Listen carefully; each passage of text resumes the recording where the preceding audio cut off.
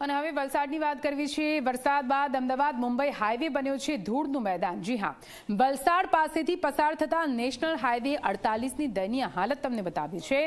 વાલધરા ગામથી પાલઘર સુધીના હાઈવે પર કઈ રીતે મસમોટા ખાડા પડ્યા છે આ દ્રશ્યોમાં આપ જુઓ। ખાડા અને ધૂળની ડમરીના કારણે વાહન ચાલકો હેરાન પરેશાન થઈ ચૂક્યા છે। નેશનલ હાઈવે ઓથોરિટી માત્ર થીગડા મારીને માની રહ્યું છે સંતોષ। આજે અમે વડોદરાથી સવારના નીકળ્યા છે। આજે આ લોકો ટોલ લે છે તો એ પ્રમાણે એ લોકોએ રોડ આપવો જોઈએ। જે અત્યારે એક ફૂટના ખાડા છે તો આ લોકો ટોલ શેનો લઈ રહ્યા છે? આમ આપણે રેગ્યુલર જોવા જઈએ તો 3-4 કલાકમાં જ આપણે આવી જઈએ, પણ આ ટ્રાફિક અને એ બહુ જ વધારે છે। ગાડીમાં નુકસાન તો તમે જોઈ શકો છો કે આજે નવી આપણી ગાડી હોય તો તમારે એક વખત તમે અહીંયાથી પાછા જશો એટલે તમારે સર્વિસમાં મૂકવી જ પડશે। ઘણા વર્ષોથી અમારે પર્ટિક્યુલરલી આ વરસાદની અંદર જે રસ્તાનું ધોવાણ થયું છે, દરેક માણસોને એક પ્રાઇવેટને ટાઈમિંગ્સ હોય છે। હવે એ ટાઈમિંગ્સમાં પહોંચી નથી શકતું વરસાદને લીધે। તમે આ વિકાસની હાલત જોઈ શકો છો। રસ્તો એટલો ખરાબ, આ ટોલ તો માનો જૂનની 4 તારીખે ઇલેક્શન હતું, 5 તારીખે 5% ટોલની વધારો થયો મને 5 થી 6 તારીખમાં, પણ રસ્તાની ક્વોલિટીમાં 5% વધારાથી ખૂબ ફરક નથી પડ્યો। 50% બગડ્યો રસ્તો। ડીઝલ ડબલ થયું, મેન્ટેનન્સમાં જમ્પર કે બ્રેક લાઇનર કે બધુંને નુકસાન આવે, ડીઝલ વધારે જાય। પહેલા હવે માનો કે બોમ્બે ફેબ્રુઆરી માર્ચ મહિનામાં 3-3.5 કલાકમાં બોમ્બે જવાતું હતું એરપોર્ટ સુધી। હવે હમણાં પરમ દિવસે હું બોમ્બે ગઈને આવ્યો, 11 કલાકે બોમ્બે પહોંચી ગયો।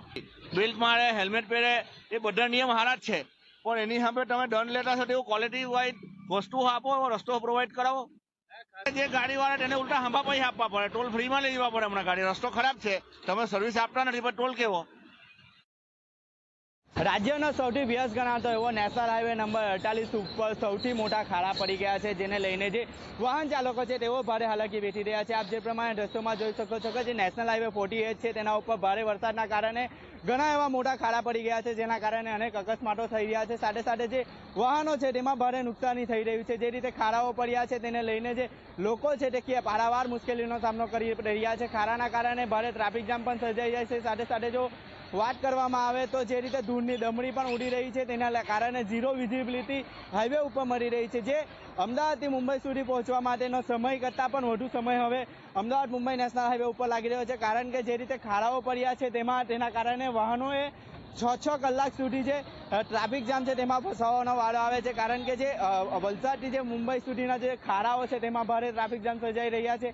સાથે સાથે જો વાત કરીએ તો જે રીતે ખાડાઓના કારણે જે ઘણા એવા વાહનોના અકસ્માતો પણ થયા છે, ઘણા લોકોએ જીવ ગુમાવ્યા છે। તેમ છતાંય જે લાખો રૂપિયાનો ટોલ ટેક્સ લેતી છે હાઈવે ઓથોરિટી છે, તેમના દ્વારા કોઈ કાર્યવાહી ન કરવાના કારણે જે લોકો છે તેઓ પારાવાર મુશ્કેલી વેઠી રહ્યા છે। આપ જે પ્રમાણે દ્રશ્યોમાં જોઈ શકો છો કે અહીં કેટલો મોટો ખાડો છે, જેમાં કોઈ નાની ગાડી જો પડે તો કેટલું મોટું નુકસાન થઈ શકે છે। કારણ કે જે રીતે ખાડો એટલો ઘણો મોટો થઈ ગયો છે કે 1 ફૂટ જેટલો ઊંડો આ ખાડો છે, તેમાં જે વાહન ચાલકો છે તેઓ પારાવાર મુશ્કેલી વેઠી રહ્યા છે। જે રીતે આપ જોઈ શકો છો કે જે હાઈવે ઉપર ટ્રાફિક જામ પણ થઈ રહ્યો છે આ ખાડાઓના કારણે, કારણ કે જે ખાડાઓ છે તે હાઈવે ઓથોરિટી દ્વારા પૂરવામાં નથી આવતા, અને જે લાખો રૂપિયાની ટોલ ટેક્સ લેતી હાઈવે ઓથોરિટી સામે જે વાહન ચાલકો છે તેઓ ક્યાંક ને ક્યાંક રોષ ઠાલવી રહ્યા છે, અને જે વાહન ચાલકો છે તેઓ પારાવાર મુશ્કેલી વેઠી રહ્યા છે।